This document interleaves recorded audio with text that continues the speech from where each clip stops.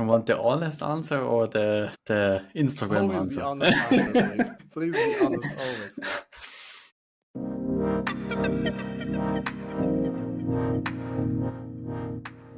Looking forward to it. As said, I All will right. try to like if you want to push me into a direction, just nudge me a little bit, and I will try Yeah. to follow. Sounds great. So here we go. Thanks a lot, Kevin, for being here.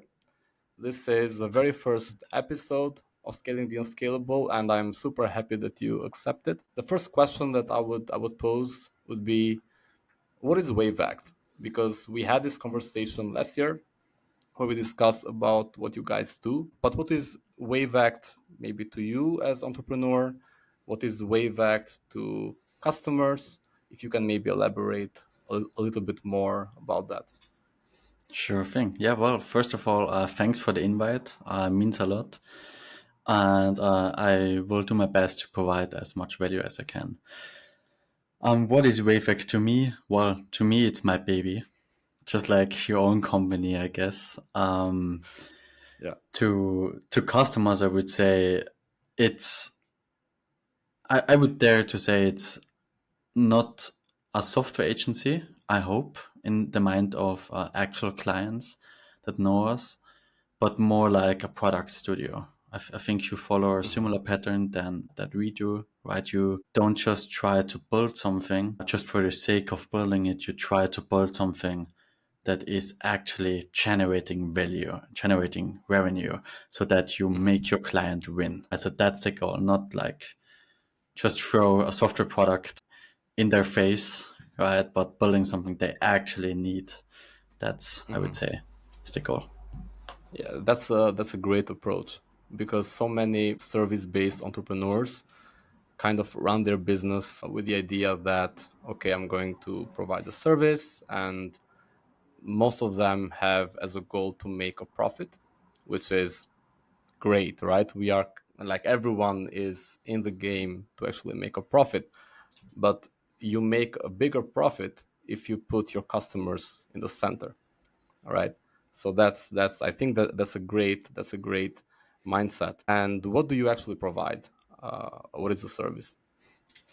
Well, mostly software development, fractional CTO and CPO, like a product officer, and basically everything from like making sure that you build the right thing and then actually executing it, which could be product management itself, it could be software development, or even project management if desired. So do you have like a niche? Because I remember you were also in Web3 back Mhm. like 1 year ago. Have your focus shifted to be more general, or is still Web3 your focus? Well, most of our clients are still Web3. Blockchain, I don't expect that to change. What we did indeed is it always felt artificial to us to like just imagine the client calls or the lead calls, right? People come to us, I want to build this thing, right? And oftentimes we ended up telling people, well, why don't we build something that just works first before going the Mm-hmm. complicated and much more expensive route with building something on chain? So it always was like, I don't see why it would make sense to specialize as a service provider on a Mm-hmm. technology itself when the technology might not be the right fit. Right. So Mm-hmm. that kind of was Yeah. something that we always Yeah. struggled with. Yeah. So you essentially you are there to consult your customers, right? So to find for them the best solution, and it could be in Web3, it could be in Web2, could be a specific technology. So we are kind of finding the tool, right, so that they can have their best solution essentially. So yeah, that's a great. I mean, it's just a flaw that we noticed in our own business model, right? Mm-hmm. Because in the end, you want, as you said, you want to build a brand, basically. You want to help people and you can't, like, you try to help them with tight hands, right? If you restrict yourself on a technology, that doesn't make sense to me, right? Mm-hmm. So we are still specialized on that and we oftentimes market ourselves as a Web3 product studio. But despite that, I want people to understand that you should never have this technology focus, right? Like Mhm. programming languages, frameworks are a different thing because most Yeah. of them work for a lot of things. Like say, like if you're an AI agency, right, Mhm. and you know AI doesn't, as isn't the best solution for your client, but an algorithm is better or something Mhm. else, right? You would tend to build something AI based, right? Or at least you would Mhm. tell them go somewhere else, which both are bad outcomes, right? For both of you. So that's Mhm. kind of the struggle that we had. Yeah, so I think this is a struggle that many tech people face, right? So we tend to do what we like to do, or we tend to use a tech we like, which is very often the newest tech, the coolest tech in town, right? And we have to shift the mindset from doing what we like doing into doing what's actually important for the customer, because we are not just using tools, we are essentially providing a service. This is a realization I've also had a few years ago. So that's great. I feel that's really a very good growth point for you guys. I'm super excited that you have made this, let's say, transition. Thanks. So yeah, so you have been around now for how many years? Like the current entity was founded in like March 2022, Hmm. but before that it was basically just like from a freelancing perspective, like how an agency grows. Yeah. Okay, and what would you say is the biggest challenge you have faced? Big, like we faced a lot of big challenges. I'm pretty sure, like you as well. I Yeah. mean, one of the biggest challenges definitely is to attract the right people for Hmm. what you do, right? Which is, I think, a universal challenge for any business. It doesn't help you to go big on LinkedIn, reach 200,000 people in a few days, Hmm. right? If they all are completely, you know, like have no intention of buying or marketing your service to someone else, right? So Hmm. I think that's a big disconnect a lot of people face, especially in content marketing when building their brand, that you just try to attract people to notice you, but in the Hmm. end you need to generate revenue, right? So that's kind of Yeah. the main thing. Sorry. So this is very interesting because we are hiring a marketer essentially because we have this open position and we also want that division 5 to take our content marketing to the next level. And through these conversations, I found myself telling them that our goal in marketing is essentially generating leads and it's not brand awareness. But usually if you have you should not target brand awareness as your main marketing goal. You should target either recruiting or generating leads, something which is, I would say, measurable, and then brand awareness will come, right? That's kind of a byproduct. So that's also a problem that many people who start marketing have, because they essentially start doing it by just talking about the brand, but you have to have an idea in mind, you have to have a goal in mind.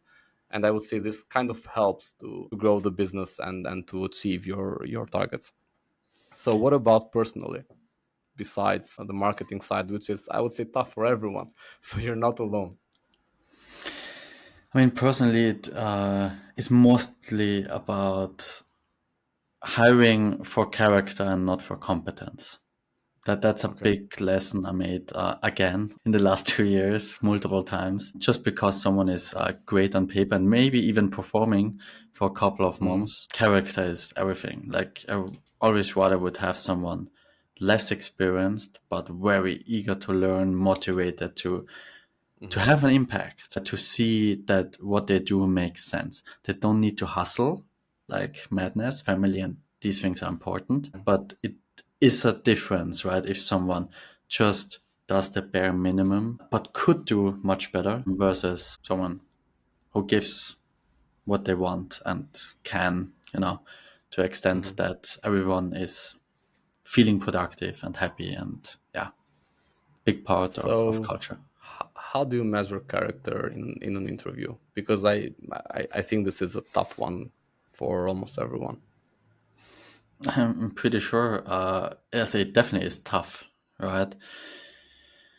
I mean, I would be curious about your process too, but for me, Mm-hmm. what helps a lot is, first of all, whenever I start an interview, I try to remove as much pressure as possible, right? Because some people are like really like they have a lot of tension within themselves, Yeah. right? And that, of course, blocks any way of connecting with them, which you need in order to get to know them.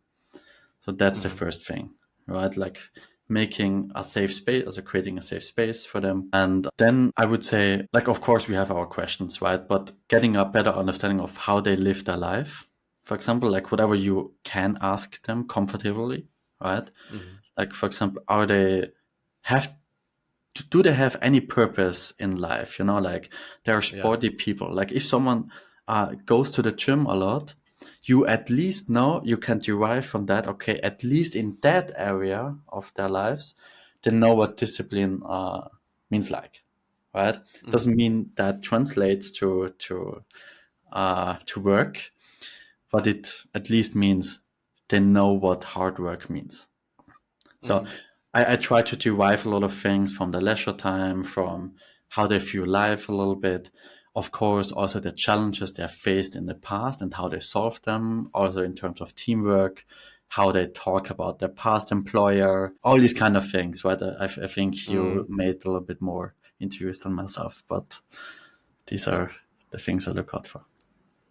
Yeah, so those are all great points. I totally agree with you that you need to go and look for people based on their character, based on how they would approach things, rather than how skillful they are. Because in many cases, you can learn the craft, you can learn the skills, but the approach is super hard to learn. That's kind of something that you cannot learn very very easily. And on my side, it depends a lot on what position I am interviewing for.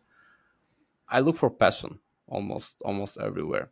So for example, when we're hiring for tech positions, my favorite question is, what is the toughest problem you have solved, right? And it's not a lot about the problem, but it's more like how passionate they are and how detailed they actually go in through that explanation.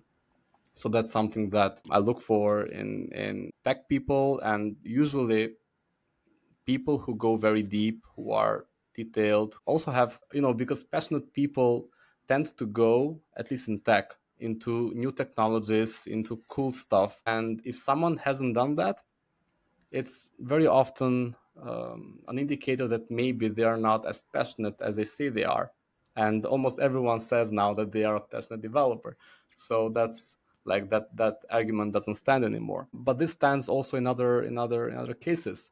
Like if you are doing your job with your being fully immersed into what you do, then you should be passionate about what you do every day. If you're not, there is a problem. And I would say, if I would hire you, you would drag that problem from where you work to my company. So I'm not sure if you have That's a great take. found Yeah. the same as well. Absolutely. I mean, in the end, you always try to read between the lines, right? Because they try to sell themselves and you try to sell the company, of course, right? But Mm. the truth is somewhere in between, right? And that's that pattern recognition. That's basically what you do, right? You interview 100 developers, and at some point you see some kind of patterns between Mm-hmm. them and what makes a good developer, how they answer things, Yeah. how they act, and as you said, are they passionate? And how is that showing itself in explanations? Right. So Yeah. Yeah. Yeah. Yeah. Essentially, this is also a very big challenge for us as well. Although, to be honest, my biggest challenge has not been in recruiting, it has been mostly in culture building. Because you know it very well, right? Service-based businesses are based on great people and a great culture. If you have these two, then you can scale and you can grow. If you lack either one of them, then your growth will be halted somewhere. And me personally, I've tried to set culture in a few different ways. The first ones were totally wrong, and we kind of paid the price. So my next question for you would be, what's Wavect's culture, and how would you define the impact of the culture you have set into your overall growth and business? I would definitely say the larger you become, the more important people and culture become, right? I would say culture is like for us, the core values, let's put it that way, because I would always say when you build a culture, you build them around values, right? And usually, not sure like how you did it, but I don't think you like it's really difficult to have more than 3, 4, or 5 at maximum values, right? Because people need to, they should really know them, not just like by heart, but they should know that these are actual values, right? You need to encourage those values all the time so that they are maintained within the organization, right? And definitely would say, especially as a service business, as you said yourself, full laser focus on the client. Whenever you get an email, whenever you get a message, like derived value would be speed is king. Answer immediately. Go above and beyond. Do all these things, right? Customer is king, for example, is one of these values. I think that's a vital value for most service businesses, as you said yourself. Otherwise, you build a negative brand over long periods of time, especially as you scale. Yeah. Quality in Web3, very important: quality, security, test-driven development, stability, these kind of things. Like you only make one mistake in blockchain. That's kind of And then everything goes wrong, right? absolutely, yeah. And I, Yeah. I would say those are the two most dominant values, right? We have others too, but we are not as much enforcing and encouraging those. Yeah. Those What are about you? certainly great values to have. So me in the beginning, because we scaled fairly quickly, right? So we went from um, 14 people to 25 and then to 50, like in a range of 1 year. So it was super, super fast. And less than 10 people, culture is what you live by because you are very close. Back then, we didn't also work remote, so everyone was in the office and we lived the values. And it was very easy to set the culture because you could lead by example in a pretty easy way. So when we started scaling, I had to figure out, or we had to figure out, what were the values. Like, really, what were our company values? So, what I did was I took everyone in and said, please tell me what are our values. And they wrote them, they told them, I wrote them down. And then what I did was I took like an average of all the values from everyone, and then we crafted our culture based on that. And I have to admit we had more than five because culture is a tough topic, right? Many people confuse culture with how you feel, but culture is not, at least from my experience, is not how you feel. It's actually behaviors that you live by in the organization, what is accepted and what is not, right? And it's not a lot about feeling good, because if your behaviors essentially lead you to a good result, everyone would feel good. So I centered the culture around feeling good, which was wrong, and it didn't go very, very well. So we shifted, and now we have also three values that we identified, which are trust, because we are trustworthy. We want to work with trustworthy people, and we want to, like, our customers to always feel that we are very reliable. Responsibility, because we love people who just take action, who just take responsibility, who are go-getters, essentially.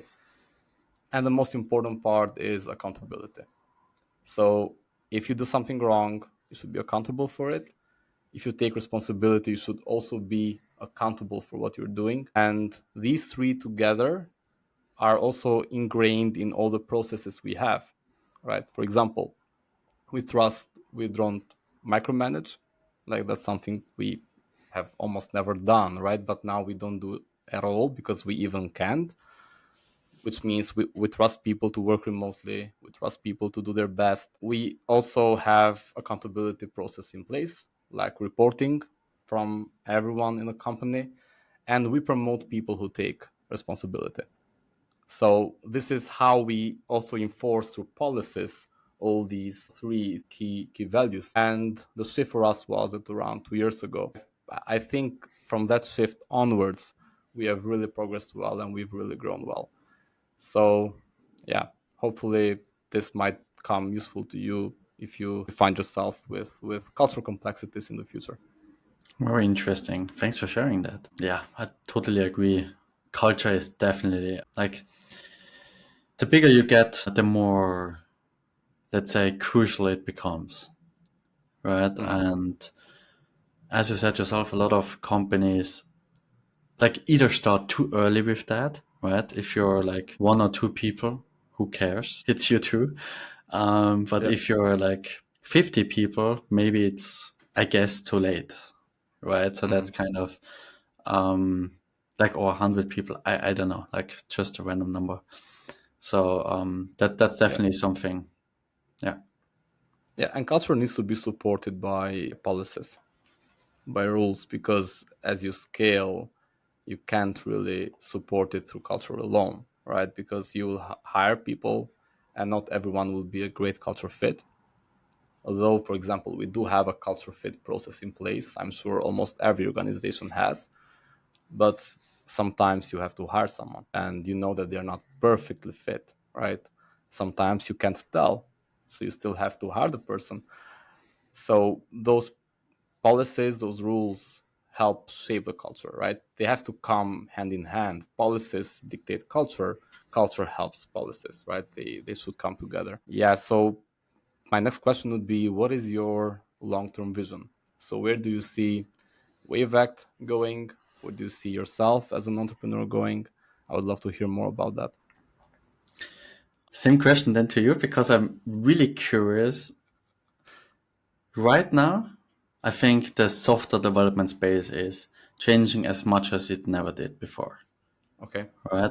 There's this big discussion whether developers will even exist in 10 years, 5 years. And Yeah. I don't think that will be the case, just personally.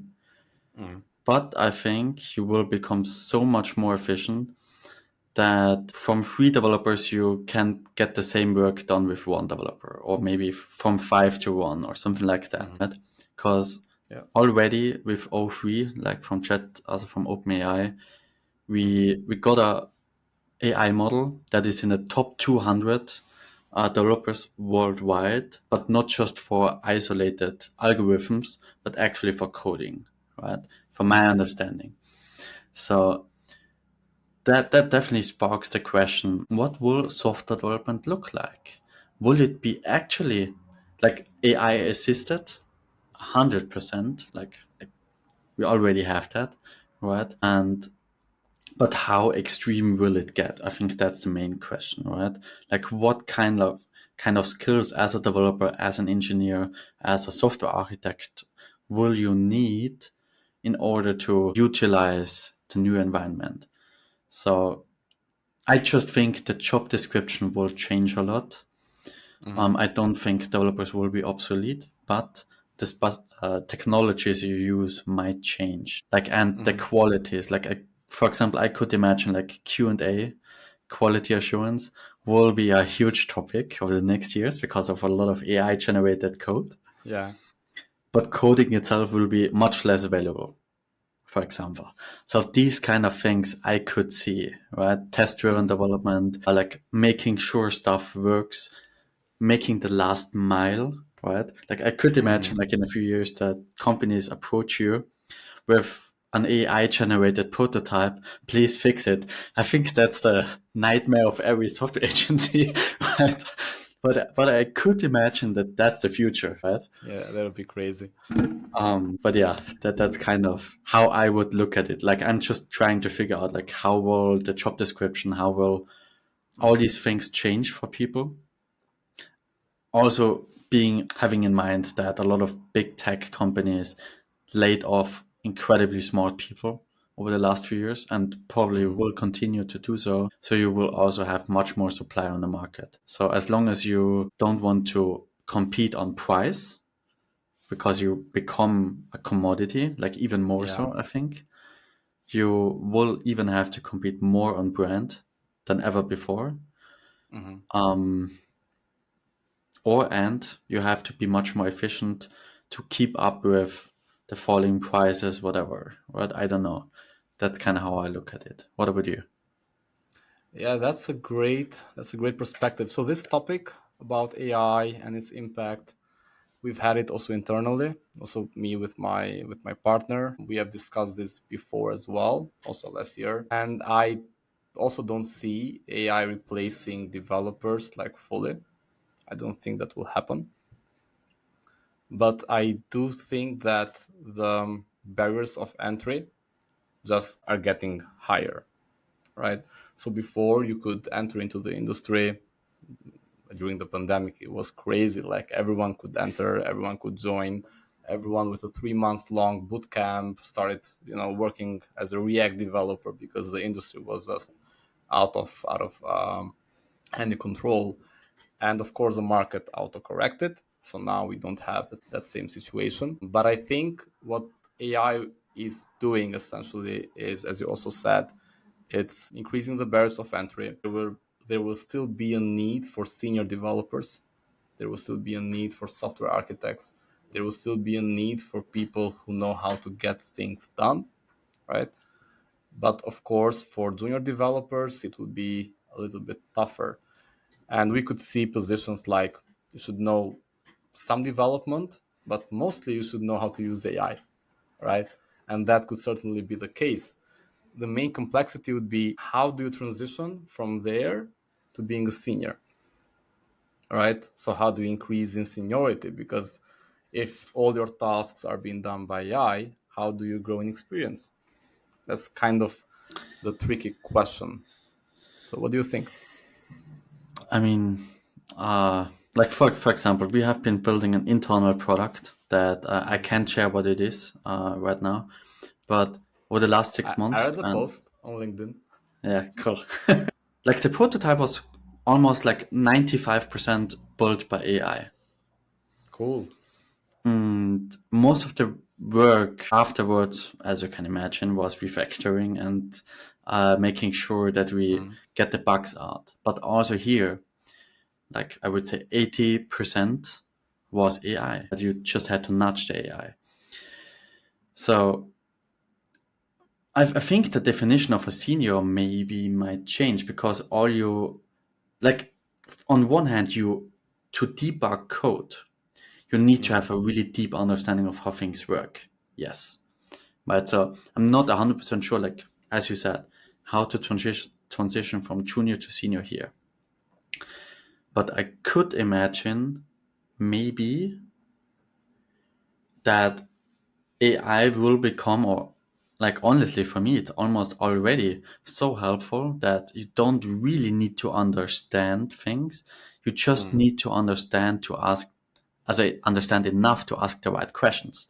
You need to understand the outcome, Mhm. right? Like what's a realistic, doable outcome? And is the code generated too complicated, right? Mhm. Too, like, is that code bad? And I'm not sure if you will need to be a senior at the level that we require people to be now. Mhm. Not sure about that. And I think to become a mid-level engineer, when you Mhm. use AI a lot, and of course you have to adapt code anyways, I guess, except AI becomes really crazy, um, Yeah. then I don't know. Honest answer, no idea. So, what do you think about Elon Musk's latest claims? If I'm not wrong, he said that essentially we have already used all the human knowledge that we have to build the current AI models, which would mean that getting better for the AI models would be more complicated. Like, do you think this could halt, or would it be the way around it? I think this question already has been answered because, like, yes, there was a big discussion, I think, in October, November, or something like that. Like, did we hit the wall, right? Because almost all models or most models have been trained on all the whole internet, basically. I'm pretty sure with some video platforms and other sources, you could extend that, right? But what they did is a chain of thought. Not sure if you're familiar with that already. It's when AI models start to think before they answer. And that approach basically was a huge breakthrough in terms of performance. At the new O3 model, for example, on the ARC AGI test, so ARC AGI 1 test, to determine if you achieve AGI, artificial general intelligence, has the threshold like if an AI passes this test at 80%, then we achieved AGI by that measure, right? And that test was purely designed to be easy for humans, difficult for AIs, right? So, and before that chain of thought and before O3, I think we were around 10 to 15% of that test, or even less, 5%. And with O3, with a simpler version, I think we achieved like 60, 70%. Oh wow. Or That's crazy. 50%. And with like, because there was also this constraint, like how expensive can a query be, right? Like with that limitation, think of 10K for the whole test or something. It was like that metric. And without limitation, with O3, we achieved, I think, 84% or something like that, like beyond HI level. So it basically was able, So in theory, we would have HI already, like a model that is able to solve extremely complex mathematical problems, extremely complex physics, physical problems, and so on and so forth.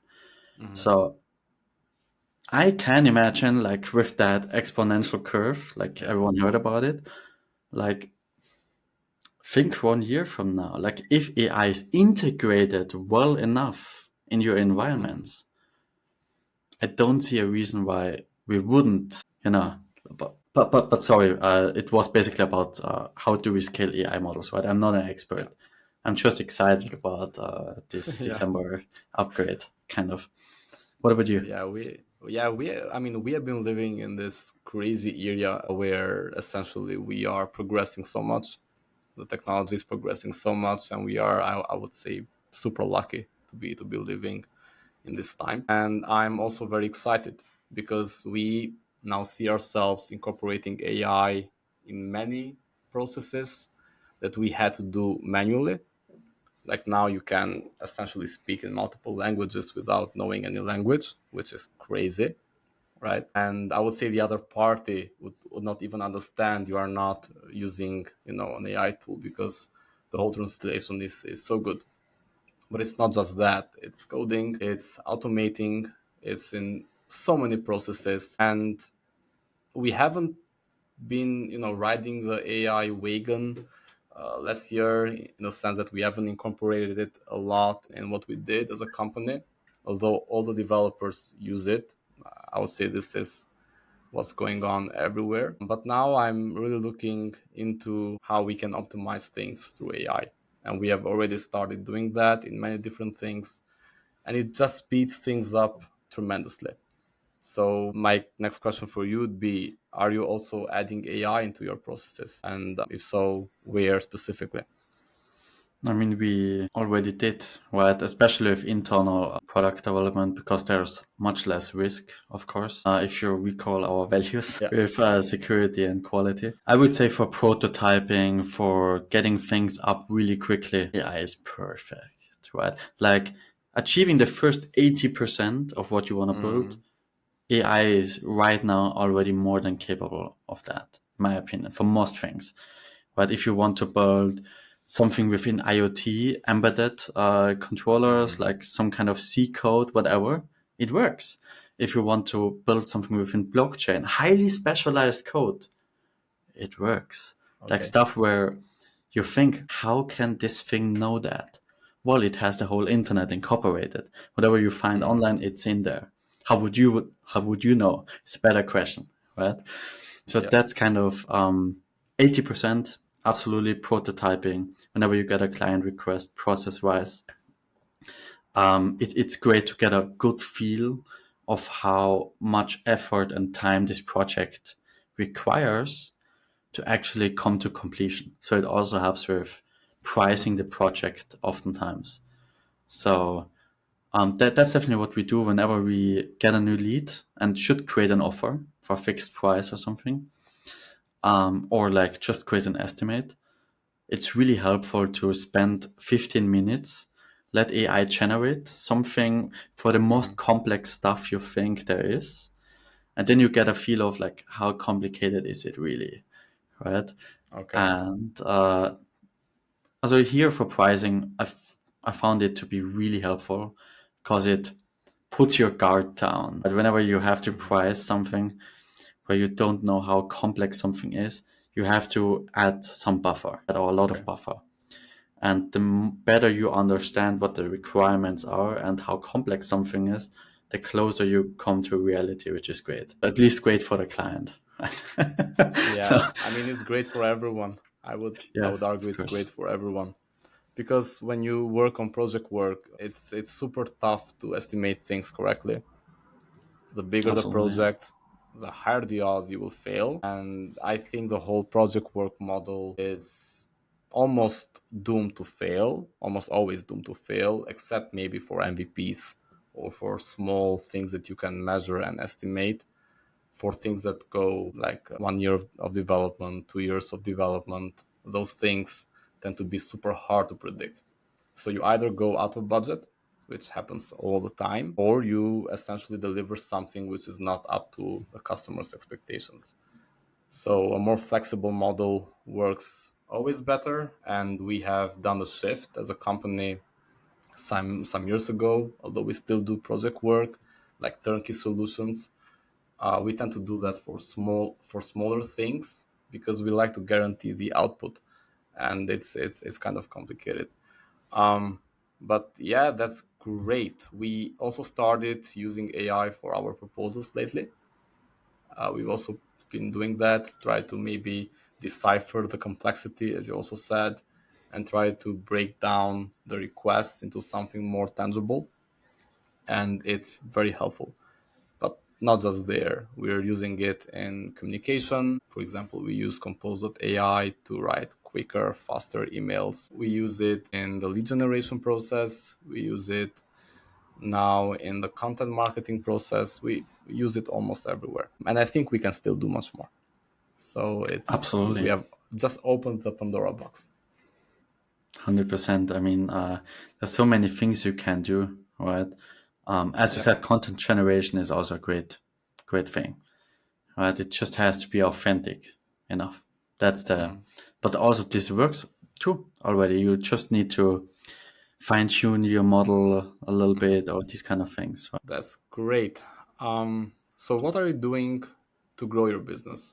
So what is your current strategy, and what do you plan maybe for 2025 to apply so that Wavect can reach another stage, can grow even further? More of what works. Okay. I would That's a say, great strategy. yeah. I mean, I'm pretty sure you know that from yourself. But when something works and stuff gets, I wouldn't say boring, but you tend to try new things.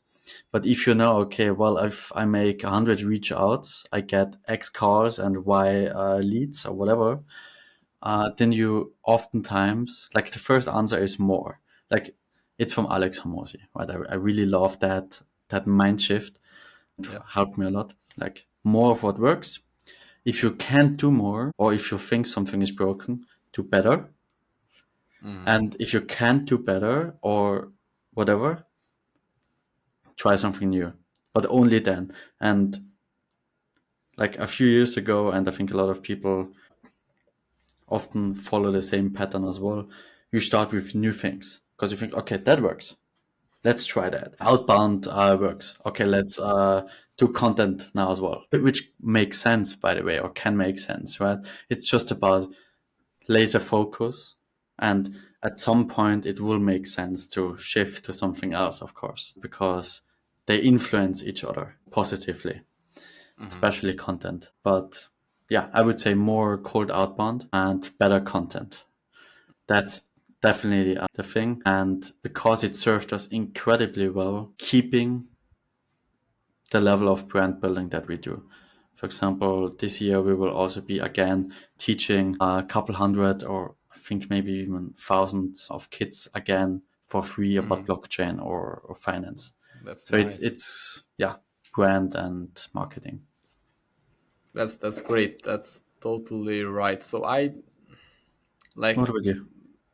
yeah, I would say us entrepreneurs specifically, but people in general tend to run after the shiny thing, and what is new always looks shiny.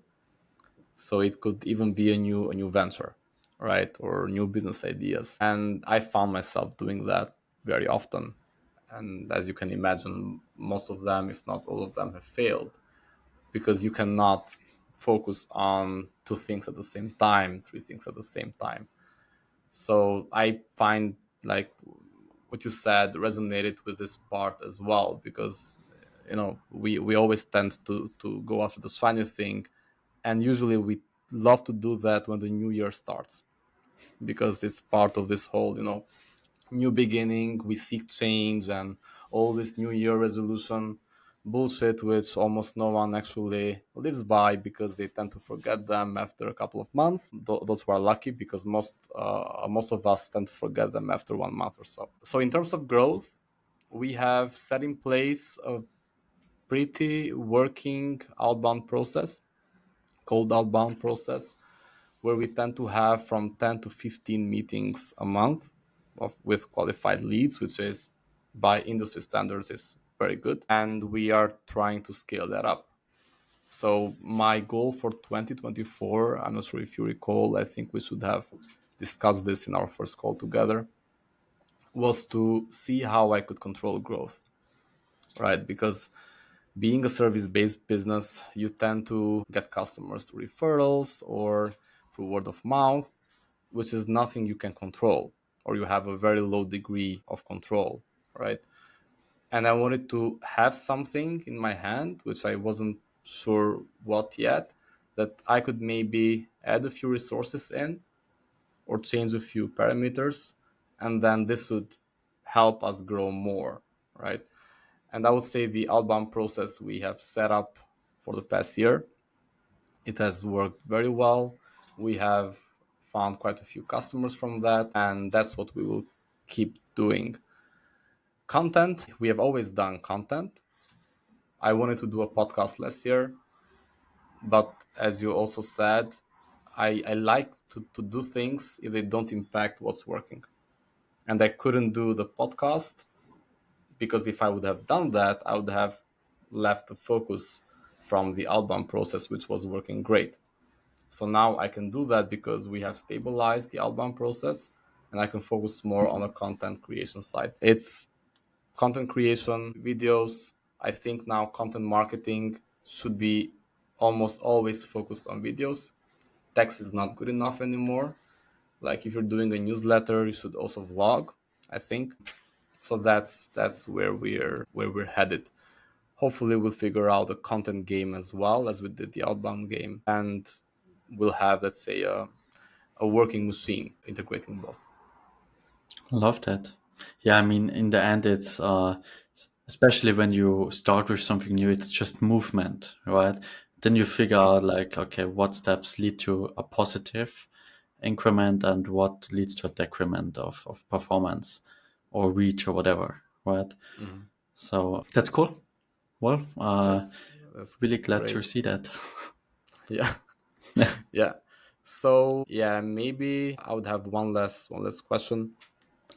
How do you stay motivated? Because like entrepreneurship is a roller coaster. Like we go through the ups periods and the downs periods, and sometimes it's just tough to get out of bed, right? So how do you do that? I want the honest answer or the Instagram Always the answer. honest answer, please. Please be honest always. I mean, I have these problems myself, and there are days where, like, I used to, like, on my down days, I used to watch movies and series and so on, right? And eat a lot of shitty stuff. Luckily, in the last year, I completely 100% eliminated both of them. So I think it's mostly about increasing what your bad days look like. I love that framing. Like, if your bad or shitty days are like, okay, well, I just worked 2 hours, but last year you just worked 30 minutes. That's Yeah. awesome, right? Like, talking about outcomes, of course, like 2 hours worth of outcome. So that's the way I think about it. And I think also super important that you don't beat yourself up with bad days, because there's a reason. You are a human, you're not a robot. You have other problems too. You have most likely a family, you have, sorry, Yeah. a lot of things. And that's kind of what I That's an would say. amazing perspective. Yeah. That's a really, really great perspective. I had the same problem as you, by the way. So I forced myself out of bed.